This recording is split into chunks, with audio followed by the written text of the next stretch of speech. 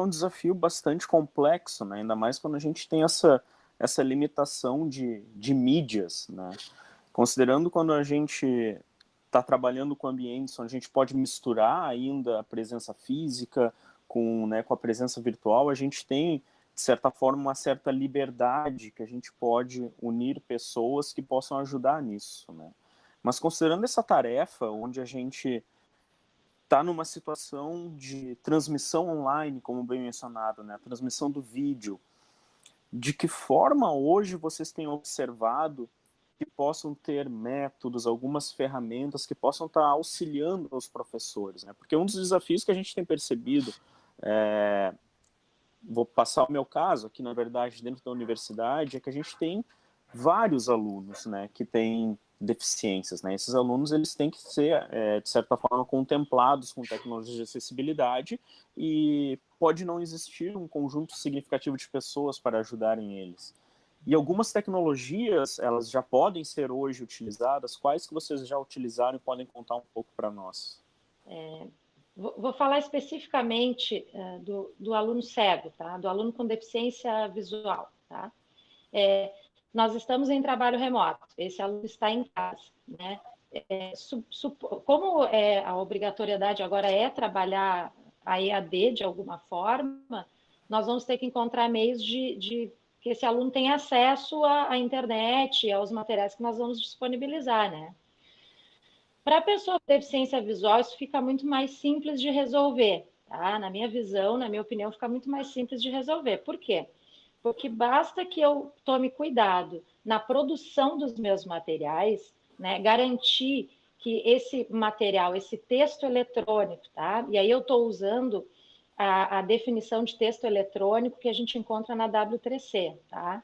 Então, de forma que esse aluno possa acessar esse conteúdo, ampliar ou fazer a leitura através de um sintetizador de voz, ou seja, um leitor de tela, isso parece ser mais simples, tá? Do que se eu tivesse com esse aluno hoje em sala de aula, tendo que ampliar material, ou tendo que fazer alguma coisa em braille, ou tendo sempre que disponibilizar alguma coisa extra e além do que os outros estão recebendo.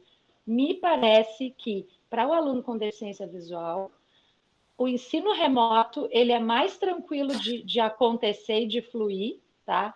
Do que o ensino presencial. Isso é uma hipótese minha, tá? Porque eu consigo, então, formatar com cuidado esses documentos e ele vai ter acesso, porque aquele documento foi preparado para isso, tá? Então, aí nós vamos trabalhar com a seguinte perspectiva, de ter um conteúdo que vai para o vidente e ter um conteúdo que vai para o cego. Pode dar um pouco mais de trabalho, mas, de acordo com as experiências que a gente vem desenvolvendo em outros projetos que nós atuamos, nós percebemos que esse é um caminho saudável, né?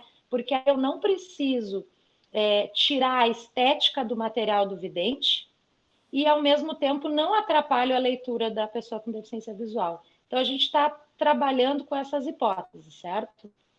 Bom, no momento em que meu aluno tem documento preparado para um ledor, ele vai ler no celular, ele vai ler no computador, ele vai ler no tablet, ele vai ler em qualquer lugar. Então, eu acho que abriu assim, uma expectativa assim, de validação hoje e de observação de como o aluno com deficiência visual está vivendo esse momento.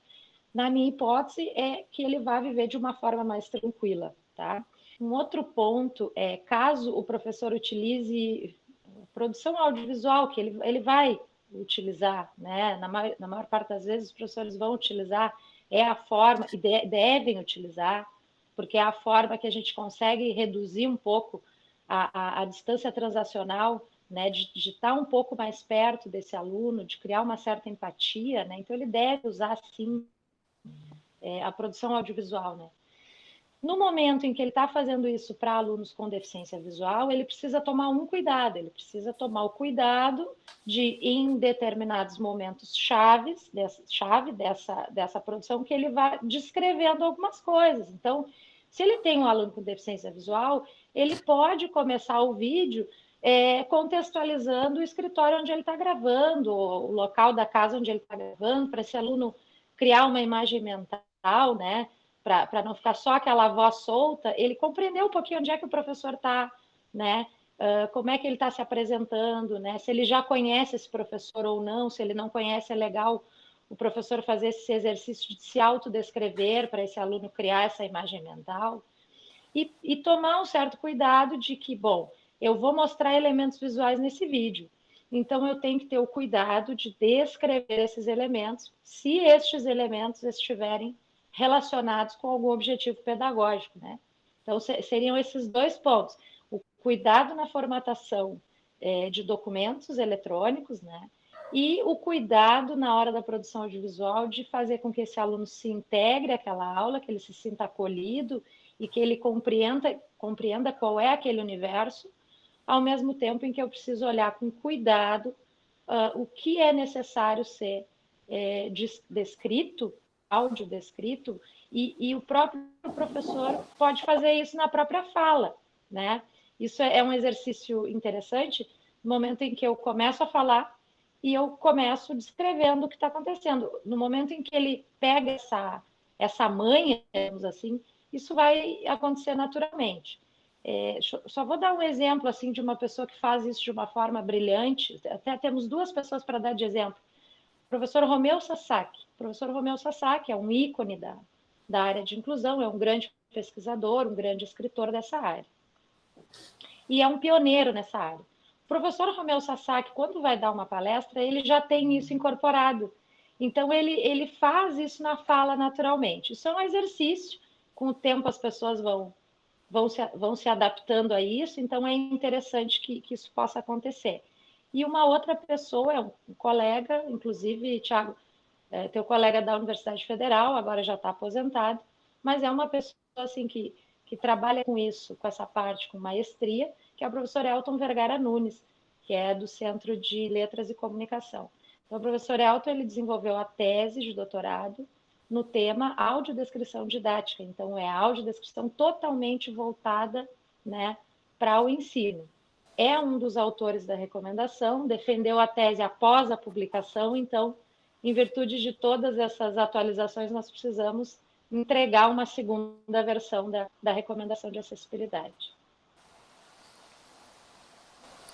Muito legal, Fábio. Até tu trouxe aí alguns elementos que são super fundamentais, que é esse processo de tu planejar, né? De tu estar observando quem são os teus alunos, observando que tu tem diferentes pessoas dentro dessa sala de aula, né? E construindo esses materiais, levando em consideração todos esses aspectos, né? Que é um pouco do processo que a gente diz, digamos, do design, né, propriamente dito.